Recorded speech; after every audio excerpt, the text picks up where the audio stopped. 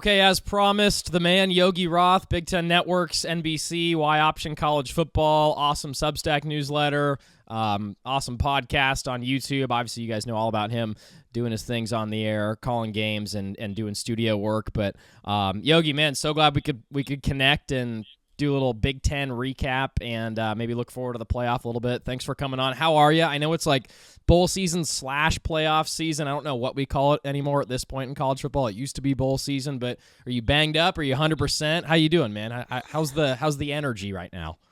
You know, I'm nostalgic right now. I mean, we're going on 13 years from when I met you at a hotel in the great state of Oregon, and then eventually followed up with a meeting at a Dutch Bros. Shout out. We all love a good coffee shop. And who doesn't love the Dutch Bros? Are you in this great state of Oregon? So yeah, that's where I'm at right now. Like watching you do your thing over the many iterations of your life over the last 13 years has been an absolute blessing. I can see your young face then. It hasn't aged at all. So props to you in that regard, man. And I just love I love when I get a text from you, an update from you, a Substack from you, you name it. So to hop on this one with you, I am 100% ready to rock. Took a little bit of a beat down over the weekend in New York City. There was a lot of snow. Teeth were chattering. It was under 23 degrees. Flights were canceled. But you know what? Nobody's gonna take us down. So I had a great time. Had a bonus day in New York City, which was great. And now I get to talk to you. And I'm heading back to the great state of Oregon, to Eugene here in a matter of days to watch the first round of the college football playoff. Awesome, man. Yes, yeah. The Heisman stuff was amazing. I love New York City. That's my favorite place in the world. So I'm glad you got to spend some time out there. Okay, I know we only have about 20 minutes or so. I have a lot of Oregon fans. You know, I'm a Duck. I got a lot of Oregon fans who are hitting me up and Oregon boys who are hitting me up. But I do want to start with some Indiana questions because they're the story of college football, in my opinion. I think probably the opinion of many. It's cool that you got to spend some time with the Heisman winner, Fernando Mendoza, this year. But, a couple of years ago, Tom Allen, who did a wonderful job there, largely speaking, 3-9. A couple of years later, they're undefeated. They beat Oregon at Autzen. They won the Heisman. They beat Ohio State in the Big Ten championship. Like, I know you called, I think it was the Purdue-Indiana game. You've obviously seen this team up close. You've gotten to know Mendoza. Like, can you try to explain from someone who's been around it a bit, how in the heck did this rise happen so fast? It's a beautiful question. And it's a very appropriate question. And it's one that I would imagine athletic directors and new head coaches in this cycle do not want to have to answer because now the bar has been reset. You have the losingest program, I believe, in college football history over the last 2 years. They've lost 2 games.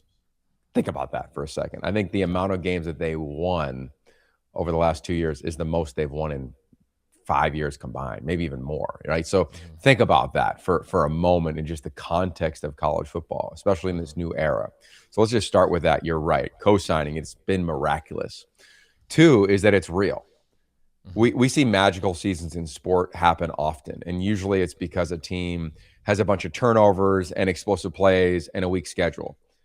People made that argument last year for Indiana. You can't watch the Big Ten title game and say that they don't belong. So much so, like I even had to wake myself up in the middle of the night after the bracket was set and say, why am I not picking Indiana to win the whole thing? Like, they've gone on the road. They beat the top team away from Bloomington. They've had a schedule that I get what their non-con is, but they played real teams, going to Iowa, going to Oregon, going to Penn State. And we know the story by now. It's been told 100 times. They're legit. Okay, so how are they doing that? I'm going to go to Curt Cignetti first. I think that there is something in terms of what he has done. And we just released our Coach of the Year award at Y Option, our headset hero, and it was obviously him. The best coaches, to me, have to do 2 things. And this is based on my master's thesis I wrote almost 20 years ago. 1, you have to be uncommonly consistent in thought, meaning you can't blow with the wind within college football. 2, you have to be independent in thought. That's Phil Jackson. That's Coach K. That's Pete Carroll. That's Nick Saban. Like, that is Curt Cignetti. And then thirdly, I've thought of this the last 5 years, and I learned it from Sean McVay, was like, you have to be an elite communicator. And he's not Sean McVay. He's not Matt Rule. Like, he's not going to be on social media. But when you talk to those coaches and players within that facility in Bloomington, he's very direct. There's no wasted energy. There's no wasted words. It's not demeaning. It's direct. and they're trying to get something done. And the standard has never wavered. So I'll go to that. And then finally, and I want to hammer this for a minute. Mm-hmm. There's a generation that you're included in, that I'm a little bit included in, where we want it to happen now. Mm-hmm. We expect it to happen now because we've seen it happen now, right? For you, it would be you watch Noah Eagle rise, rocket ship in broadcasting, for instance, or you've watched Josh Pate rise in, social media, YouTube, digital era, college football content. Same thing in coaching. McVay's of the world, like the LaFleur's of the world. Like we've seen Lincoln Riley's of the world, like Dan Lanning's like go. But the truth is that's not really how it works. Mm-hmm. It's a long road, it's a long path. And I say that because Chris Signetti is 50 years old as a recruiting coordinator and receivers coach at Alabama, making $300,000 a year. And he bet on himself to make a little over 100 and go to IUP, a tiny school near Pittsburgh, Pennsylvania, because he wanted to be a head coach. Mm-hmm. And then he went to Elon, and then he went to James Madison. Now he's in his early 60s, and look where he is, one of the highest paid coaches in the country. So I just say, like, that is a reason why they have a true one percenter as their head coach. I think outside of Pete Carroll, I think he's the best coach I've ever been around in my career with how he's transformed this team. Then you look at the players, and they've obviously playing at an elite level, and they're playing as well as a team as we've seen in a while. Yeah. Appreciate that super in-depth, thoughtful answer. I think a lot of us have studied Signetti's journey and understood that he, was at the pinnacle with Saban and then went back. And as you said so well, bet on himself. And I love his just no nonsense stuff. All the sideline reporter interviews are just so good. Like, Indiana's never won at Penn State. This team's never played here. All those little quips that he has that he's well aware of and that he also genuinely means is it's a little Chip Kelly Oregon era-ish. I don't really know how to explain it, but it's so good. He's so confident in himself, obviously, because of the work he's put in. I want to ask you about like the actual X's and O's here. And Oregon fans, we will get to a little Oregon JMU chat and an Oregon-Indiana potential rematch question in just a bit. But one or two more on Indiana just because they're so fascinating to me.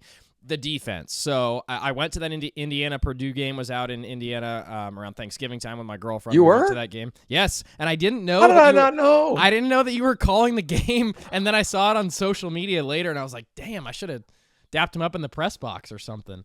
Yeah. But I had no idea that you were calling the game, but huge shout out to you, Mr. NBC man. But anyways, I was there. It was 22 degrees with a feels like of 7. So I don't even want to, I don't blame Mendoza for an average night or whatever. What I was like fascinated by, and again, I know Purdue's obviously struggling a bit. I think we all like Barry Odom. It's just going to take some time, but like their defense, Indiana's defense, Fisher, and Pons and Moore, Wyatt, like all these guys, I can't take my eyes off Fisher. I watch him like every play when they're out there on defense. But like, how do you explain, and not that anyone's doubting their talent now, but a lot of these guys, most of those guys I mentioned are JMU boys. Like, how do you explain how great this defense is? I mean, they locked up Ohio State indoors in the Big Ten championship game with those receivers pretty much back and healthy. Like, how is this defense so good? Well, I learned this when I was a player. The defensive coordinator I've been most inspired by as a player and even as a broadcaster is a guy named Paul Rhodes. Paul Rhodes was one-time head coach at Iowa State. He gave one of the greatest viral speeches of all time. I am so proud, so proud. Check it out. I think it's when Iowa State beat Texas many moons ago. But what I learned watching him coordinate, and I've carried this with me as a broadcaster, is defensively, it's not only about talent. Like if you have a game record, sure. If you have Aaron Donald, yes. If you have Arvell Reese, yes. If you have one of those monsters, that's a difference maker. But ultimately, defense is about team defense. It's about fitting gaps, playing violent, and playing free. And when you watch Indiana, and I learned this last year, my first game call in Indiana was a non-con game, ironically, against Charlotte. Head coach at the time was Biff Poggi, who's now, of course, the interim head coach at Michigan. So the world just keeps turning, right? And I remember talking to Bryant Haynes. Bryant Haynes, his path in coaching is incredible. Small schools, UC Davis, and then he joins JMU. And you look at the path of coordinators under Signetti. Corey Heatherman's one of them, who's now at the DC at Miami. And of course, Haynes replaced him at JMU, and now here we are. He said the whole thing on the defensive front was try to create as much chaos, almost like you don't have a lot of rules. Meaning, if you're lined up head over me, like head up, like right Mhm. down the middle of my body, I can choose if I want to go right or left. If you're Mhm. shaded to my right side, I can choose if I want to go left or I want to spin move. Bottom line, get in the backfield. Mhm. And then the linebackers, the ones that have to have the functional football intelligence. You reference Aiden Fisher. Mhm. Yeah, I keep referencing him. He's an absolute monster. Mhm. They're the ones that have to clean up. So if you go Mhm. back and watch that TV copy game of Indiana Purdue that you were at with your girlfriend there, like what you notice is that he's just kind of reacting off of what the defensive line does. They Mhm. slide this way, they slant that way, they twist and stunt and loop and all the crazy things you do on the defensive line. Those guys really get touched because they're pulling offensive linemen, they're pulling running backs in pass protection. And now if the quarterback can just look down for a hair, boom, Aiden Fisher's in the backfield. And that is the magic of them. And then on the outside, they change the picture late and they play with such speed. I mean, Mhm. you can catch the ball against them, but you're not going to get much more, and you Mhm. better be ready for a collision. And that's why I think Brian Haynes, I'm so happy that him and his family got another extension. I hope he's Mhm. the highest paid D coordinator in college football. He's worthy of that. He's also worthy of being a head coach whenever that time comes and he and his Mhm. family choose to do so. But that's why it is so hard. And the question was, could Ohio State navigate that? They struggled, right? They Mhm. gave up what, 6 sacks, I think, in the game. They had 5 coming into the game, or vice versa. So yeah, they're as chaotic as I think they are in America. And it's a reason why I think they have all the tools to go win the national title.